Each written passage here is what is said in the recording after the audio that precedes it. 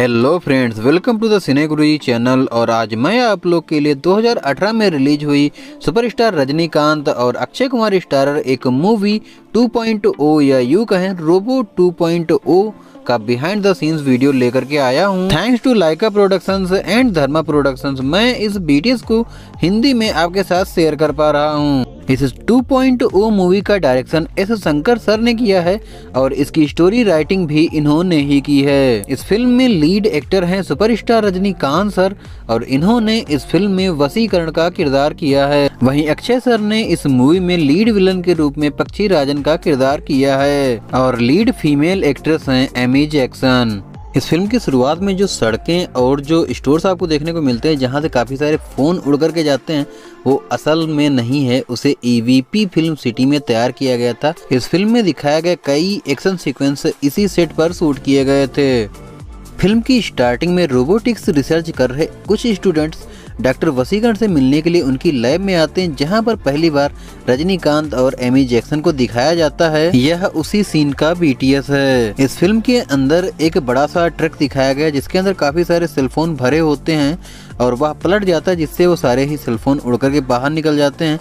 उस सीन को किस तरह से शूट किया गया था आप यहाँ पर देख सकते हैं। यहाँ से निकले हुए इतने सारे फोन कहाँ गए यह जानने के लिए वसीकरण अपने फोन में एक चिप लगाते हैं और बात कर रहे होते तभी उनका फोन फिर से उड़ जाता है। खैर वसीकरण अपने फोन को एक यंत्र की मदद से ढूंढ लेते हैं और यहाँ पर उस सीन को शूट किया जा रहा है जब वसीकरण के ऊपर से काफी सारे सेलफोन उड़ करके जाते हैं। इसके बाद वसीकरण चिट्टी को फिर से असेंबल करते हैं और इधर सेलफोन यानी कि पक्षी राजन एक और मर्डर कर देता है। और इस सीन को रिकॉर्ड करने के लिए काफी सारी इसी तरह की लाइट्स का इस्तेमाल किया गया था। और इस फिल्म में जो मिलिट्री टैंक्स दिखाए गए हैं वो बिल्कुल भी असली नहीं है, उन्हें किस तरह से बनाया गया था आप यहाँ पर देख सकते हैं। और यह सीन उस समय का है जब एक टावर बनाया जा रहा होता लेकिन वहाँ पर पक्षी राजन आ जाता है। फिल्म के अंदर इस सीन में काफी सारे सेलफोन्स को आते हुए दिखाया गया है जो कि गाड़ियों में घुस जाते हैं। वैसे इस सीक्वेंस को रिकॉर्ड करते समय दो ब्लास्ट बिल्कुल रियल दिखाए गए हैं, एक तो ये कार ब्लास्ट और एक ये वाला ब्लास्ट। फिल्म के अंदर इस ब्लास्ट के बाद की तबाही कुछ ऐसी दिखाई गई है।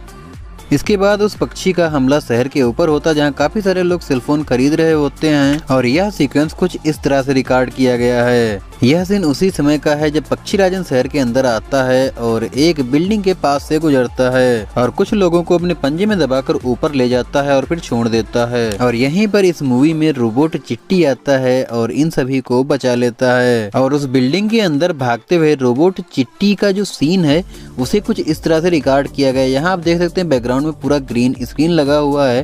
क्रिएटर यहाँ पर जो भी चाहे वो दिखा सकते हैं बैकग्राउंड में। इसके बाद में चिट्टी एक टैंक की मदद से पक्षी पर हमला करता है लेकिन वह बच जाता है और यहाँ पर चिट्टी की बैटरी डाउन होने लग जाती है। चिट्टी किसी तरह से पावर सोर्स तक पहुँच जाता है लेकिन पक्षी यहाँ पर नहीं आ पाता है। और लैब में जब वसीकरण इस चीज की जांच करते हैं तब उन्हें पता चलता है कि वहाँ पर कुछ पॉजिटिव रेज थी और यह उसी सीन का वीएफएक्स ब्रेक डाउन है। यहाँ पर आप देख सकते हैं किस तरह से इसे बनाया गया है। खैर इसके बाद में वसीकरण को पक्षी राजन की लोकेशन का पता चल जाता है और वह उसी जगह पर पहुंच जाते हैं जहां कभी पक्षी राजन रहा करता था और वह सारे सेलफोन्स अभी भी यहीं पर होते हैं। और जैसे ही वसीकरण अपना फोटोन सिंथेसाइजर ऑन करते हैं तुरंत ही पक्षी राजन उन पर हमला कर देता है और यहीं पर पक्षी राजन अपने पास्ट की कहानी भी सुनाता है। खैर रोबोट चिट्टी पर हुए हमले की वजह से उसका एमपीयू खराब हो जाता है और यहाँ पर पक्षी राजन वसीकरण की कार को बहुत ज्यादा इधर उधर हिलाता है। और यहाँ पर जो आप सीन देख रहे हैं फ्रंट एंड राइट वाला, इसे रियल इफेक्ट डालने के लिए 2 बार रिकॉर्ड किया गया है। इस फिल्म में चिट्टी का जो अपग्रेड वर्जन और नीला का जो कैरेक्टर दिखाई पड़ता है वो सारा कुछ शंकर सर के दिमाग की उपज थी और उन्होंने अपनी इमेजिनेशन के आधार पर ही इसको डिजाइन करवाया था और फिर इसको रफ 3D मॉडल में कन्वर्ट किया गया था। इस फिल्म के लिए 1300 शॉट्स प्री विजुअलाइज किए गए थे और यह काम किया था एक Hollywood company the third floor ने। अक्षय का जो लुक है इस मूवी में पहला वाला उसे किस तरह से तैयार किया जाता था आप यहाँ पर देख सकते हैं, जहाँ पर सबसे पहले तो सर को ढकना रहता था और उसके बाद में काफ़ी सारे प्रोस्थेटिक्स डिजाइंस अलग से विक्स सारी चीज़ें लगानी होती थी और उसके बाद में यह लुक निकल के सामने आता था।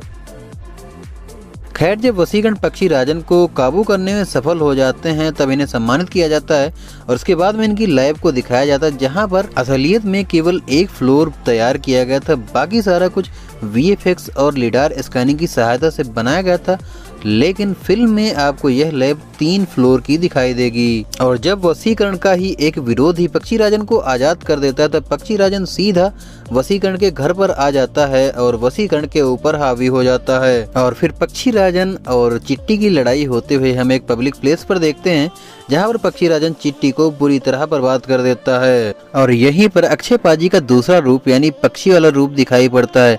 इसके लिए अक्षय पाजी के लिए एक स्पेशल कॉस्ट्यूम बनाई गई थी, जो कि काफी हद तक पक्षियों से मिलती थी। हालांकि अक्षय पाजी को इस ड्रेस को धारण करने के लिए अच्छी खासी मशक्कत करनी पड़ती थी, लेकिन इस कॉस्ट्यूम को पहनने के बाद में अक्षय पाजी का एक नया सा ही लुक निकल के सामने आता है।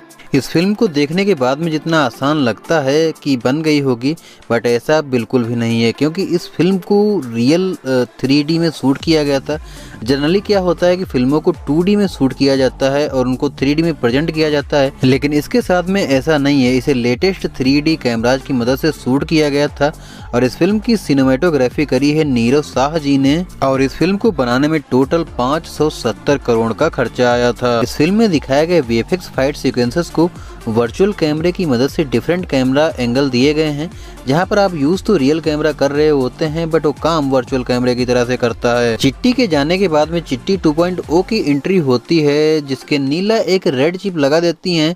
नीला यानी कि इमेज एक्शन। और इस रेड चिप के लगने के बाद में चिट्टी की चाल ढाल, बालों का कलर सब बदल जाता है। और फिर चिट्टी 2.0 सारे ही रोबोट्स को पक्षी के खिलाफ लड़ने के लिए तैयार करने लगता है। फिल्म के अंदर सामने वाला रोबोट आपको लेफ्ट राइट करते हुए नजर आएगा, लेकिन वह अपने आप लेफ्ट राइट नहीं करता, बल्कि हरे कपड़े पहने हुए 2 बंदे उसको लेफ्ट राइट करवाते हैं।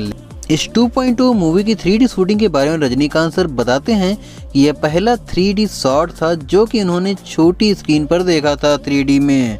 इस फिल्म का क्लाइमैक्स दिल्ली के जवाहरलाल नेहरू स्टेडियम में रिकॉर्ड किया गया था, जिसमें स्टेडियम का काफी सारा पार्ट है और थोड़ा सा पार्ट एक मैच का रिकॉर्ड किया गया है। और यहीं पर क्लाइमैक्स में दिखाए गए काफी सारे एक्शन सीक्वेंस भी रिकॉर्ड किए गए हैं। यह सीन उस समय का है जब पक्षी स्टेडियम के सारे दरवाजे मोबाइल से बंद कर देता है और स्टेडियम में भगदड़ मच जाती है। खैर, भगदड़ के साथ ही रजनी सर यानी कि चिट्टी 2.0 की भी एंट्री हो जाती है और वह एक ऑक्टोपस कैमरे पर लटकते हुए पहुंच जाते हैं पक्षी के पास में। और फिर यहाँ पर पक्षी और चिट्टी 2.0 का अच्छा खासा कन्वर्सेशन होता है और तभी चिट्टी गोली चलाता है वर्चुअल तरीके से अपनी उंगलियां दिखा के, जो कि फिल्म में कुछ इस तरह से दिखेगी। जब पक्षीराजन पक्षी का रूप धारण करता है, तब चिट्टी एक स्फेरिकल रूप ले लेता है और काफी सारी गोलियां चलाने लगता है। और इस वाले सीन को स्टेडियम में रिकॉर्ड न करके बाहर एक स्टेडियम जैसा सेट बना करके रिकॉर्ड किया गया है। चिट्टी जब अपना मैग्नेटिक मोड ऑन करता है, तब कुछ गाड़ियां आकर के उसके शरीर में लग जाती हैं और उन्हीं में से एक व्यक्ति कूदता है, जिसे कुछ इस तरह से कूदाया गया था उस गाड़ी से। इस फिल्म में अक्षय पाजी के ऊपर पंख आने और उनके ट्रांसफॉर्म होने वाला जो सीन है, उसे कुछ इस तरह से रिकॉर्ड किया जाता था। इस फिल्म के लिए लगभग 1000 VFX आर्टिस्ट ने मिलकर के VFX बनाए हैं, जिनको सुपरवाइज किया है S श्रीनिवास मोहन जी ने। और इस फिल्म की अब तक की IMDb रेटिंग है 6.2 आउट ऑफ 10। आई होप आपको यह रोबोट 2.0 का बिहाइंड द सीन वीडियो पसंद आया होगा। अगर पसंद आया हो तो लाइक जरूर से कर देना, और अगर कुछ बताना चाहते हो तो कमेंट बॉक्स में बताओ। और हाँ, अगर आपने हमारे चैनल को अभी तक सब्सक्राइब नहीं किया, सब्सक्राइब करके बेल आइकन पर ऑल कर लो। मिलेंगे नेक्स्ट वीडियो में, तब तक के लिए थैंक्स फॉर वॉचिंग।